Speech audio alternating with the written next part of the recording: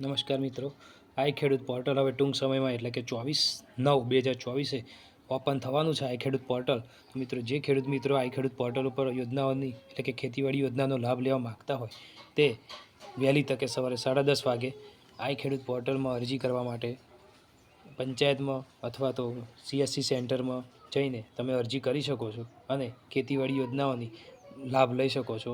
આણંદ જિલ્લો આવતીકાલે એટલે કે 23/9/2024 ઓપન થવાનું છે પોર્ટલ. તો મિત્રો, 8ની નકલ, આધાર કાર્ડની ઝેરોક્સ, બેંક ચોપડીની ઝેરોક્સ અને રેશન કાર્ડની નકલ, આટલી તમામ પુરાવા લઈને રૂબરૂ જઈને તમે અરજી કરી શકો છો અને ખેતીવાડી યોજનાઓનો લાભ લઈ શકો છો મિત્રો.